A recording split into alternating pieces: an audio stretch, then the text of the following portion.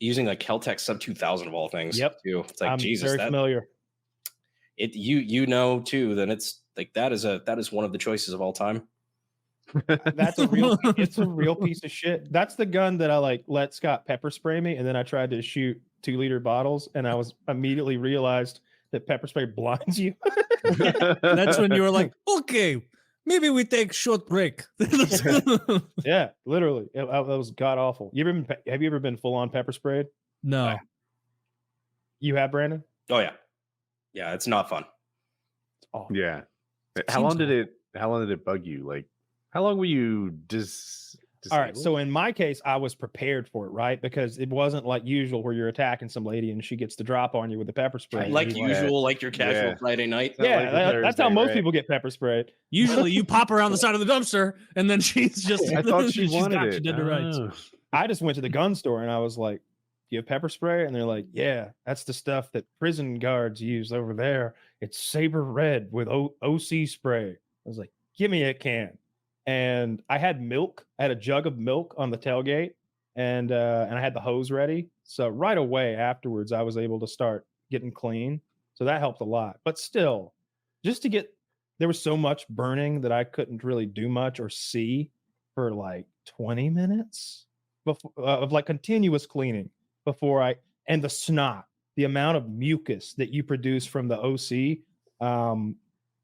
It's ungodly. You become a mucus machine. It's like the worst cold you've ever had, but it's all loose and it won't stop. And after a while, you're like, you blow so much out, but you're still not clear. So your next breath in is sucking mucus in, and you're just like, pulling it out of you. It's bad. Isn't there like it's like Malaysians or somebody like that? I can't remember what ethnicity it is, but they're completely immune to pepper spray.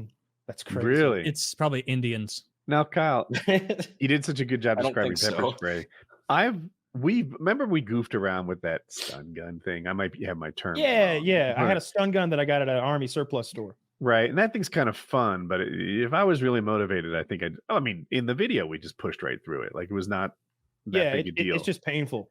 It's shocking, but it's a little pain. It's not too much bad than if you pinched me as hard as you could. Could I ignore it if I wanted to? Sure.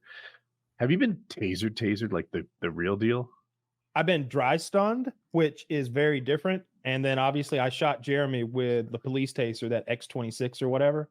The stunning thing, the real ones, especially if you put it on a big muscle group like your thigh, like quad or something, it will arrest it and make it start doing this thing that makes you not able to use it anymore. And if you're trying to get someone's hand to handcuff them, you could apply it, I'm sure, to like, I don't know, their forearm, their bicep, their shoulder, something like that. And they'd sort of like, and not be able to do that thing where you just sort of lock up like this on your stomach and sort of turtle and won't give them to your hands. You can force them to give you a leg or an arm by making it wobbly from the dry stun. But the taser, when it shoots those barbs that stick into your skin, that's a whole different ride. That's a whole different ride. We did it to our buddy Houston Jones. Do you guys know who that is? I do not. It's like a bodybuilder. His entire YouTube channel is like getting hurt, essentially. So it's like all the different pain he'll inflict on himself, like weed eater to the shins, like that sort of thing. Like, I honestly don't know how his channel's still on YouTube. Right. But he's got a few million subs, and he's honestly like the nicest fucking guy in the world. He's like really, really nice dude. But we did it to him in Michigan. We actually had Chuck Liddell taser him. And everybody there is just like, or one of the guys there, I think it was Grand Thumb, was saying that like, oh, hey, yeah, if you get stunned, like, or if you get tasered like that, you're going to fall forward. So we put this big pile of leaves. We didn't have, like, we were out in the woods. We put a big pile of leaves in front of him. And so we had Chuck shoot the tasers. The prong hit his back. He locked up and fell backward, not onto the leaves, but onto the barbs. Oh, nice. So the barbs went into his. That was real fun. I'm sure he enjoyed that. Yeah, the best way to do that is get on your knees already, because I've never been shot by it. I always said, if we can find someone who will pay me to get shot with that thing, then I will do it. But I'm not doing it for funsies. You know what I mean? If like a new taser company came out and they wanted to push their taser and they're going to give me 10 grand if I take a shot, oh yeah, line me up. I'm going to hate it, but I wouldn't do it for free. So Taser the company sent me out like one of their CX, whatever, like the ones that shoot the prongs. They sent me out to do a video, and I thought back. This was right when the whole like the chick who shot the guy in the head, like taser, taser. Yes. I was gonna do a video talking about that and kind of recreate it and whatnot, but to be honest, I really didn't fucking want to get tased. And by the time that it came in and whatnot, it was already starting to fade away, so it just never happened. But I'm still sitting on a taser if I ever want to do that video one day. They're What's the the power supply on that? Is it's like a single cartridge. Like it's all self-contained. You're popping a cartridge reload on the end of the gun, and you've got a whole new taser. And the barbs and everything are connected to the cartridge, and you pop the cartridge up. If I remember correctly, do you have to keep it charged? I assume. I think you're using new cartridges. I think they count those cartridges too. So no, I think my understanding was that each cartridge maybe has a charge. That's what I thought. Wrong. Yeah, that's interesting because right, like, I'm not sure. If I charge like a phone and then come and have it off and then come back to it 6 months later, it's dead. I don't know the power source. It's probably something weird to create all that power in such a little tiny thing, but it made Jeremy cry. I know that.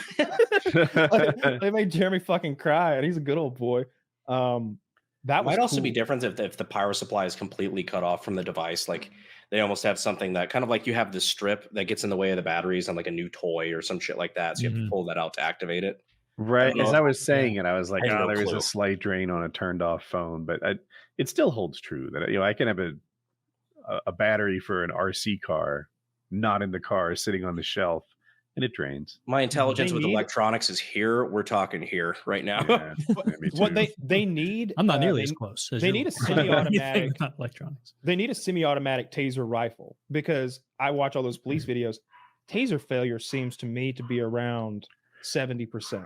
Like I would say 30% of the time they deploy a taser and it works like they want it to. That's a most terrible of the time rate. it fails most. Well, some of it's user error and some of it's just like part of it's like I saw a guy wearing a raincoat get into it with the cops, and it's like, a big like 4-shot taser revolver. Yeah, maybe like maybe have them in like I'm imagining like a vertical mag. Sir, take your coat off. You need multiple shots, because as soon as they fail once, then they shoot the guy with their pistols anyway. So it's like, yeah. Or sometimes they don't do that, like that lady who executed that guy because she thought she had her taser. She was trying to tase him. Yeah. And they're like, they look so similar. They have such similar weight. They feel the same in your hand as a gun.